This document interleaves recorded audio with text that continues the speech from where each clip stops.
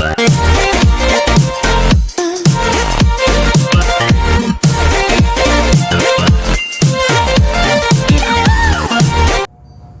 hi, I'm Ed again, and we're December the 9th, I believe, 2019.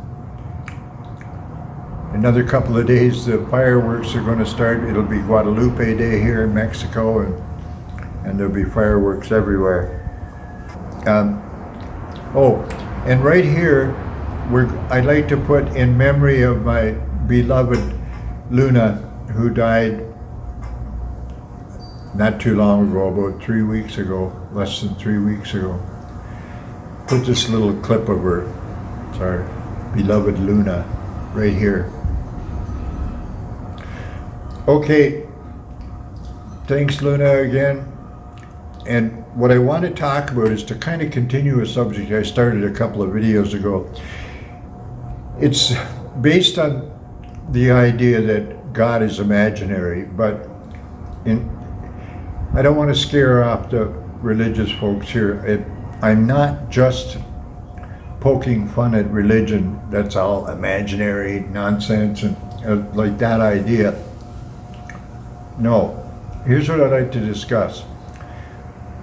I'd like to develop a language that we can, or a way that we can talk about the fact that some people believe, like I'm thinking mostly of Christians now, because most of the religious people that I know and talk to are indeed Christians of some ilk. But one of the reasons that I'm thinking about this kind of video and this kind of discussion is because I like the conversations. I love talking to religious people about, you know, what they believe and why they believe it, basically. I have as I mentioned before, I have a Jehovah's Witness friend. His name is David. I'm not sure if I had a conversation with him about 3 days ago, and I don't know, I'm worried that we may not have any more conversations. I think he's given up on me. And, you know, from his perspective, I think the only interest he has in me is that he may be able to convert me to his religion. And on my side, I don't care if he ever comes to agree with the way I think or not. If he continues to believe, that's great. And if our discussions help him to find reason to believe, that's great. But anyway, one of the things that happens in my conversations with Christians is that I will hear things like, I talked to God in a dream. And of course, the natural reaction from my camp is, well, that's a dream and dreams aren't real. But I'm now convinced that that's not exactly fair. I know dreams are not real in the way that me sitting here making this video is real. If this were a dream, it wouldn't make it real or whatever. Anyway, I'd like to encourage the conversation. And here's what I'm thinking. When they say, I talk to God, or whatever they say, in a dream, well, to me, I think, well, yeah, I've had dreams that, I mean, they happened, so they're certainly real in that way. And let's talk about the content of a dream. For instance, I'm currently, I should have my glasses on. Oh, I've got my glasses on now. What I was just going to say reminded me that I should wear my glasses. My wife will be upset at the first part of this video with no glasses because my dead eye looks bad. Anyway, the point is that I am currently close to blind, like a near-death experience. I'm nearly blind. I'm near blind. And you come to live with that. I'm near blind in the sense that in daylight like this, I can walk around the house with not too much problem. I know the terrain, etc. I can see enough of that. But anyway, because of this problem, this lack of vision, I occasionally have dreams. And in the dream, I suddenly somehow have good vision, normal vision. I can see with both eyes. My one eye is totally blind. In reality, my one eye is totally blind. The right eye, the left eye, the vision enough to get around, as I mentioned. Anyway, in the dream, I suddenly have this thing where I can see well with both eyes. I don't even know how I imagine that in the dream, but it works. I'm having this feeling. And the other thing that happens in the dream is this thought, or I don't know if I'm commenting myself or what's happening, but this thought comes through the dream that this is real. This is not a dream. This is really happening. The problem is, then I wake up and with my eyes are closed and I realize what I've been dreaming, and then go, oh no, I open my eyes and go, oh shit, it was just a dream. So I'm still vision impaired, very vision impaired. Okay? Now the problem with the religious person is I see it. Maybe this. They go to sleep and they dream about talking to God or Jesus or whatever, because that's what they do in the daytime.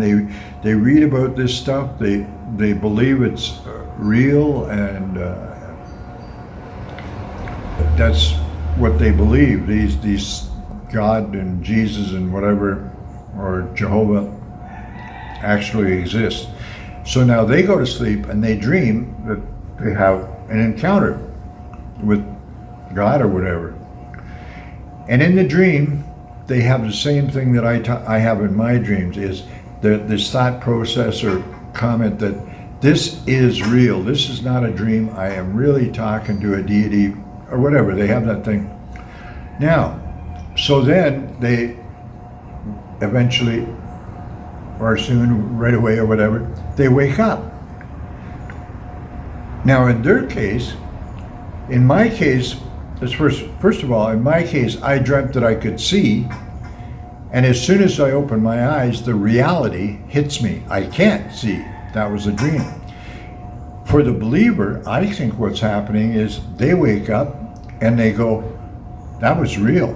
That was not a dream. That I really, was talking to the deity or whatever.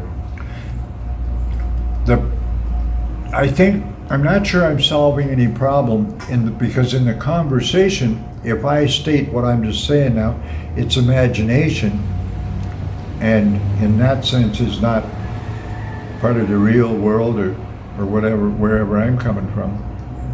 It's kind of not fair, because if they're having this experience, it's part of their religious concept, part of I refer to it as the bubble they live in, or whatever. I don't see much harm in that, and I think that's the reason when you talk to a religious person and they're telling you about their experiences of talking to God or whatever those kind of things is, there's no sense that they are lying or exaggerating. They really believe it, because the dream thing. Also, I think imagination generally can work the same way. If they're imagining something and it fits in with what their beliefs, that whether you're imagining it and it's just in your head or it's actually happening, may become a little bit, not so clear which is which, sort of thing. So, on the one hand, I think that the fact that, I've had dreams that well, like I said, I have dreams that I can see when I can't see. When I wake up, there's a switch back to reality, and opening my eyes undercuts the dream immediately. With the religious person, I don't think it does. Ergo, religious people develop this narrative and belief system, doctrine, that they're not lying about their experiences. They have the experiences. Experiences are real, and dreams really happen. And whether it happens when we're awake or asleep. So I'm probably not endearing myself much to religious folks, except I'd like to. It's partly for me to be able to realize that when I'm talking to a religious person, I don't want to think they're just bullshitting me, they're just lying. And I don't think that now that I kind of understand this thing, they believe it's true. And my friend David, my other friend Ron, who's a preacher, those people, I'm convinced now they're not lying. They really believe this stuff is true. And I also would point out that I would like to continue the conversations with them, even when we disagree, and I'd like to develop a line of discussion, and maybe me learning to understand where they're coming from better, and maybe me backing off, doing less slam dunking of that's not real, that's imaginary. It's imaginary, so what? It's still important to them, and maybe important to their lives. So anyway, at the risk that I'm starting to babble, thanks for looking in, thanks for watching. It's the 9th of December, I lived 60 years of my life in the 1900s, so I always want to say 19 something. No, it's 2019, December the 9th, I think it is right now. So, Merry Christmas, just around the corner. And thank you for watching.